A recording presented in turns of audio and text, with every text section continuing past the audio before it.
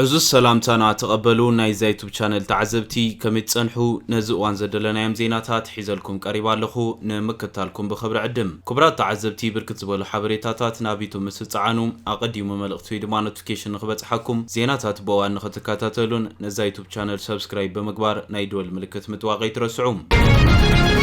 اب كل العفار زركب عطوق حيلي اب كل التجراي نامولو خنات اتي كبل غليطوم اتغجله بابي حمدن نزمر حغزازا ابل صغنام ناي متحببار حتو قريب لهم اب تخلل دوبا انفت بزتخايده وغ ناي سب هيوت طفيو كبل ونغليطلهم بافريكان انتليجنس بسراويت مكلاخل ايثيوبيا زدغف بنبر ازاز سراويت تجراي زمرح بزبل زتغلصن اب كل العفار ناي تجراي ناي سلام حيلي بزبل شم نخودب زتغبرن عطوق حيلي ابزقنا وغ خمزه كاده بعلي افليط بالصقنا ناي نبر مكلخل السراويت يونيفورم كدينو تግራይ بدك تግራይ موغا بزبل منغدي اب كل العفار نخودب زغبر يزبهاللو ازعطو غجلم مسراويت تግራይ تواغي كبل غليطلهم زتاخ خبلو كل العفار حرام مريت بزبل زصوع ازي باني جنرال تسفاي اياليو كمز دغف زنغرلو عطو غجلم ابدو تግራይ زتخايدو كبير مسرح كيترفا اغبر زو عللو كمز نبر ملخيتلهم اتوغ ابز حلف سوني كمز تخايد زحبرت عطو غجلم ابرايا عزبون وجراتن ابزر كابو حيلتاتنا مدقعت تفنينا قبل غليطلهم اتوم عطوقات غجله نابلو زصوع وحيلي مدقعت كفيتلنا زبلو خينم زخفتو مدقعتي بتغجله ابز تلاخو زيتدلي كساره اوريدو قبل غليطومالهم بزورده خساره حيلنا حزننا غلصم ابزي ملكتهم كنات اتيوم زتسوا حواتنا جنت نسدرا بيتهم دما صنعتن من كبل تي بي اف نابل نغزا رسو زصوع غجلم امغلص يتقيسلهم امريت عفار كمز تودبو زغلصون نغزا رسوم غنا اب حرا مريت زركب حيلي بزبل زغلصون ازوم عطوقات حيلتاتن ناب وجراتن رايا عزبون نمنتاي كمز خدون نمنتاي مدقعتي كمز تخفتومن ابزوصوا مغلص يتقسون اتغجله بزبل زتقسوا اكال غنا ناي شعبي حيليو نهزبي زخدعن بفخرام زنقسقسني بزبل زغلصو خوينوم زحبو مسارح يوصالو كبلو ما غليصومالو قدمي سلسته اوارح فيلد مارشال برهانو جلام تحبيو زصنحه تانكن مدافعن يوصالو نسوا ركبكم تنصلو بزبل زتزاربوم بزرغود ملكعو زغجله بزبل زصوع واكال استراتيجيكاو مسارحي كمزحبن ابزوصو مغلص ملخيتومالو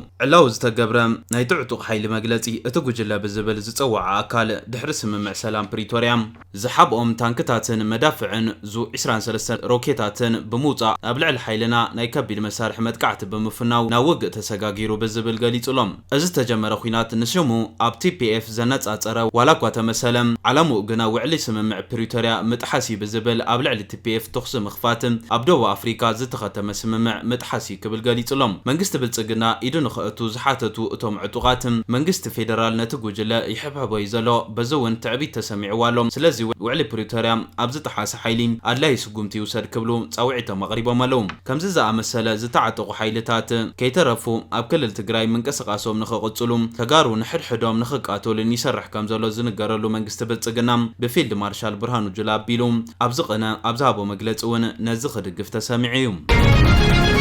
بخالي زينام اب سودان اب قبر زنبرو حزنتنياتات بمدقعت درون كمز تقاتلو تغليصوم اب سميناو سودان كوردوفان اب تحت قصصر سراويت اب تركب كتما العبيد وصيل كازكير زنبر سن سرعات قبري علامه زغبر مدقعت درون بوحدو 4 سوات كمز قتله سب سلطانن تحلقتن غليصومالهم اتوم حزنتنياتات اب دستا اكيبوم كمز نبرو بمغلاصن اتوبسوني اب لعلي قوشت الول ويب زتفصم مدقعتي بحيلتات دعم سريع زتفصم يلومالهم اتعطو كجلاغن كساب حجي بزعبا زغد دايريتو هابن ابتان رئيس ختما كارتوم مسمع رباو زوا دارفور الترخب استراتيجيكاويت كتما العبيد بزحات ناب هوسبيتالات قدم مبصحام كمزموتي يغلصالهم ابز بنداد زهابته مخبابي كوردوفان صعصع وغ كمزلون صبصابات يملاخطولهم ابز حلف سمون سراوي سودان كابتا ختما سمين 30 كيلومتر رحقات تركب كتما باراد دحر محازوم استات 10 شح سبات العبيد هديموميم اتختما لك اب كتما دارفور نايمودا تعرض سراوي سنبرت كتما الفاشر ابتا مساسال وانيام اب تحت قزصر دعم سريع وديقام كابشع جميرو اب الفاشر بحيلتات دعم سريع جاملاو قتلات صوتاو عمصن چوياتاتن سفي حزمتان كمز تفصم دما يغلص حبرات هاغرات اباراون بسلاماون بسراوي سودان اب لعلي سلاماوان سبات قتلت كمز تراي حبيرلهم كمز عينت قفعي غبنات كينات غبنات انصار سباونتن كخون كمز خل اهغراو بيت فرد غبن اي سي سي تنقيقلهم مرح دعم سريع نزف صومو تحساتات كمرمر قالات يكون تنبرم اتو وتهدراو غجلغن اتي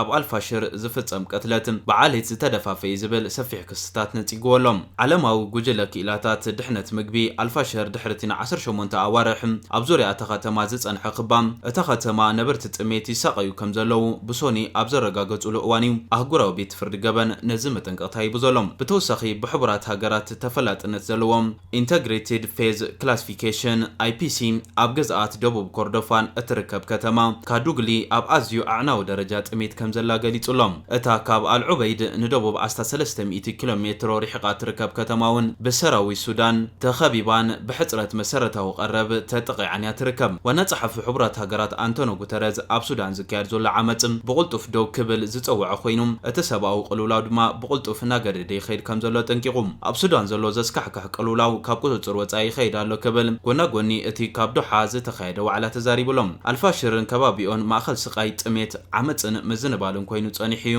ዝሓለፈ ሰሙን ድማ ሓይታት ዳዕመ ሰሪዕ ናብ አልፋሽር ኣብ ዝኣተውሉ ጀሚሩ እቲ ኩነታት መዓልታዊ እናገደደ ይኸይድ ኣሎ ክብል ማዕኸን ዜና AFP ሓቢሩሎም ጉተረዝ ብወገኑ ሰራዊት ሱዳንን ሓይታት ዳዕመ ሰሪዕን ኣብ መድረኽ ዘተመጺኦም ነዚ ዓመጽ ከብቅዕ ክገብሮ ተሓሳሲቡሎም ሓደ ምንጪ መንግስቲ ሱዳን AFP ኣብ ዝሃቦ ሓበሬታ ሰበስልጣን ኣሜሪካ እማመ ምቁራጽ ተጻብኦ ከቕርቡ ይሓስቡ ከም ዘለዎ ሓቢሩሎም ዋሽንግተን ምስ ካልኦት ሃገራት ብምዃኑ ምቁራጽ ተጻብኦ ክግበር ነቲ ኩናት ደው ንምባል ዝሕግዙ ፍኖተ ካርታን ክትደፍእ ጸኒሓ እያ ኣብ ስዑድ ዓረብን ባሕሪንን ሓያሎ ዝርርባት ሰላም ተኻይዱ ግን ኣይተዓወተን ክልቲኦም ወገናት ድማ ተኽሲ ደው ኣብ ምባል ክሰማምዑ ድሌት ከም ዘይብሎም ኣርኦም ኣለዉ ኮሚቴ ተቃውሞ ሰሜን ኮርዶፋን ዝተባሃለ ጉጅለ ወለንታዊ ረድኤት እቲ መጥቃዕቲ ኣብታ ካብ አልዑበይድ ንምብራቕ 15 ኪሎ ሜትር ርሕቃ ትርከብ ዓዲ ብሶኒ ከም ዝተፈጸመ ይሓቢሩ ኮሚሽን ሰብኣዊ ረድኤት ሰሜን ኮርዶፋን መሐመድ እስማዒል ንሓድሽ መርበብ ሓበሬታ ሱዳን ትሪቡን ኣብ ዝሃቦ ቃል ድሮናት ሓይታት ዳዕመ ሰሪዕ ኣብ ስነ ስርዓት ቀብሪ ኣብ ልዕሊ ዝነበሩ ዜጋታት መጥቃዕቲ ፈጺመን ከም ውጽኢቱ ድማ ሞት 4 ሰባት መጉዳእቲ 10ታትን ኣጋጢሙ ክብል ገሊጹሎም ኣብ ዝሓለፈ ሰሙን ሕቡራት ሃገራት አልዑበይድ ድሮነቶም ካብ ባራ ሃዲሞም ብዝመጹ ዘለዉ ተመዛበልቲ ከም ዝተጨናነቁ ገሊጹ ነይሩ እቲ ኩናት ኣብ ሚያዝያ 2023 ካብ ዝለዓል ንድሓር ልዕሊ 150,000 ሰባት ክሞቱን ከለዉ ኣስታት 12 ሚልዮን ድማ ካብ ቤት ንብረቶም ተመዛቢሎም ይርከቡ ሕቡራት ሃገራት ኣብታ ሃገር ዝዓበየ ሰብኣዊ ቅልውላው ዓለም ከም ዘሎ ድማ ይገልጽ ፕሬዝዳንት ኢሳያስ አፈወርቂ ኣብ ዘካየዶም ቃለ መሕትት ኢትዮጵያ ብናይ ብሄር ኣፈላላይ እትሕመስ ዘላ ሃገር ብዝብል ገሊጽዋ ቀይሕ ባሕሪ መን ይሓልዎ ዝብል ሓዊሱ ኣብ ዝተፈላለዩ ጉዳያት እውን መብርሂ ሂቡሎም ፕሬዝዳንት ኢሳያስ አፈወርቂ ምስ አልቃህኒ ኒውስ ካብ ካይሮ ኣብ ዝተመሓላለፈ ሰፊሕ ቃለ መሕትት ብዛዕባ ኩነታት ቀርኒ ኣፍሪካን ቀይሕ ባሕርን ከምኡውን ኣብ ኣፍሪካ አንጻር ግዳማዊ ምትእትታው ተካይዱ ዘላ ነባሪ ቃልሲ መርገጺ ኤርትራ ብግልጽን ዘይደረደርን መልሲ ኣቕሪቡሎም ጸገም ናይ ዞባ መወዳእታ ዘይብሉ ዋሕዚ ልኡኻት ዝበለ ኮይኑ እዞም ልኡኻት እዚኦም እዮም ምኽንያት ናይ ዝሎሚ ንሪኦ ዘለና ሕልኽላኻትን ቅልውላዋትን ክብል ገሊጹሎም ፕሬዝዳንት ኢሳያስ አፈወርቂ ቀርኒ ኣፍሪካ ንሰላም ናይ ወፃኢ መንጎኘታት ወይ ካብ ወፃኢ ዝኣቱ ፍሉይ ልኡኻት ኣየድልዮምን እዩ ክብል ምጉት ኣቕሪቡ ሃገራት እዚ ዞባ ካብ ናይ ደገ ምትእትታው ርሒቐን ብናይ ገዛእ ርእሰን ጻዕሪ ውሽጣዊ ፍታሕ ክረኽባ ክጽዕራ ከም ዘለውና ገንዚቡ እቲ ኣመራጺ ኣብ ናይ ደገ ልኡኻት ምርግጋዕ እንተኮይኑ ጉዳይ ዝያዳ ዝተሓላለኹን ንምፍታሕ ድማ ነዊሕ ግዜ ዝወስድን ጥራይ ክብል ገሊጽዎም ቀይሕ ባሕሪ ብዝምልከት ቀይሕ ባሕሪ ናይተን ኣብ ገማገም ባሕሪ ዝርከባ ሃገራት ክብል ገሊጹ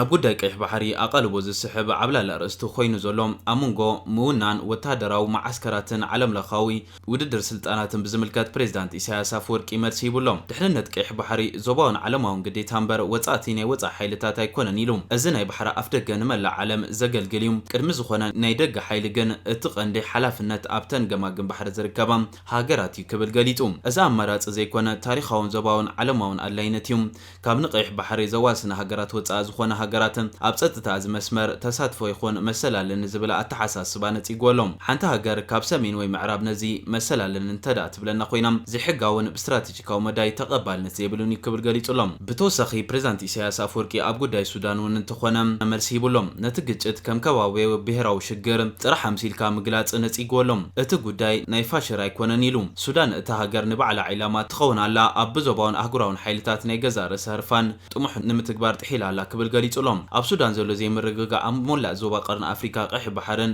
ክዘዋወር ዝተዳለወ ምዃኑ እውን ኣጠንቂቖሎም ሱዳን እንተዘይተረጋግያ ቀይሕ ባሕሪ ርጉእ ኣይክኸውንን እዩ ቀርኒ ኣፍሪካ ርጉእ ኣይክኸውንን እዩ ርሑቕ ከባቢታት ኣፍሪካ እውን ከይተረፈ ርጉእ ኣይክኸውንን ኢሉ ኤርትራን ግብፅን ብዝምልከት ኣብ ዝሃቦ መግለፂ ድማ ግብፅን ኤርትራን ሓደ ዓይነት ኣጠማምታ ኣለዎን ድዩ ንዝብል ሕቶ ዝቐረበሉ ኮይኑ ፕሬዝዳንት ኢሳያስ አፈወርቂ ብዘይቀላዓለም ክብል መሊሱ 100 ሚእታዊት ዋላ 200 ሚእታዊት ኣረኣየና ሙሉእ ብምሉእ ተሰማሚዑ ክብል ክብል ገሊጹ ኣመንጎ ኣስመራን ካይሮን ዘሎ ምቅርራብ ኣብ ፖለቲካ ዘይኮነስን ብመትከል ዝተሰረተ ክብል ገሊጹም እዚ ጉዳይ ናይ መንግስታት ወይ ናይ ውድባት ኣይኮነን ክብል እውን ኣፍሊጡ መልእኽቲ ፕሬዝዳንት ኢሳያስ አፈወርቂ ለዓላውነት ናብ ድርድር ምእታው ከም ዘይከኣልን ናጽነት ሃገራት እውን ምጭርማም ወይ ሙግዳል ዝግበረሉ ከም ዘይኮነን ኣብ መወዳእታ ቃላቱ ካብ ካይሮ ዞባዊ መጠንቀቕታ ኣህጉራዊ ጻውዒት ነይሩ ነቲ ን10 ዓመታት ንኣፍሪካ ኣሲርዋ ዘሎ ዑደት ጽግዕተኛታት ግዳሙ ምትእትታው ንምውጋድ ቀርና ኣፍሪካ ናይ ገዛ ርእሱ ጸገማት ንምፍታሕ ዓቕሚ ኣለዎ ጥራይ ዘይኮነስም ካብ ዓቕሚ ንላዕሊ እውን ኣለዎ ክብል ገሊጹ እቲ ዘልዮ ናይ ዕድል ንቕሓት ክፈትሖ ከም ዝኽእል ምእማን ጥራሕ እዩ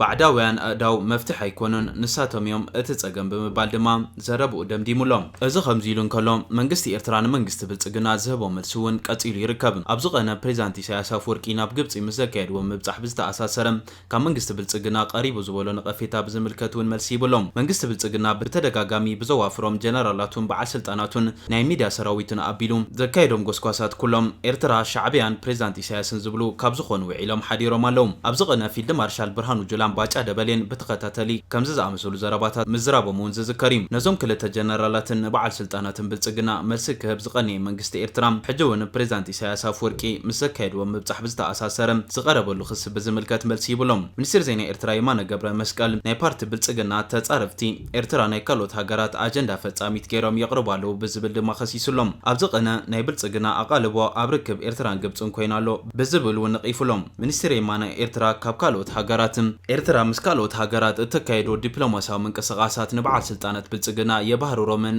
የተሓሳስቦምን እዩ ዝበለ ኮይኑ ፕሬዝዳንታዊ ምብጻሕ ከይተረፈ ምንቃፍ ተተሓሒዞምዎ ኣለዉ ብዝብል ኮኒኑሎም መንግስቲ ኢትዮጵያ ኣብ ሓደ ሃገራት ዓለም ለኻዊ ትካላትን ጽግዕተኛ እዩ ዝበለ ሚኒስትር የማንም ሕጂ ድማ ምስ ዝተወሰነ ሃገራት ንጹር ዘይኮነ ናይ ጽግዕተኛነት ርክብ መስሪቶ ኣሎ ብዝብል ነቒፉሎም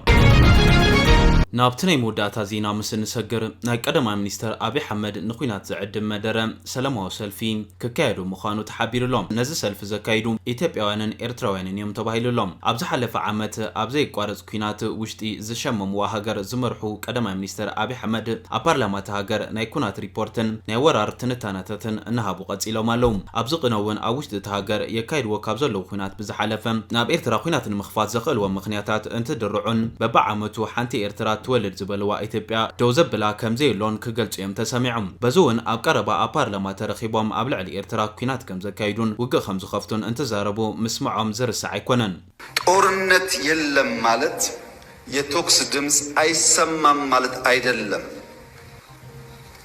እውነተኛ ፍትህ ካልተረጋገጠ በማንኛውም ሰዓት ጦርነት ይፈጠር ይችላል እዚ ንኹናት ዝዕድም መደረኦም ስዒቡ ሰላማዊ ሰልፊ ዝተጸውዐ ኮይኑ ነዚ ሰላማዊ ሰልፊ ዝጸውዑን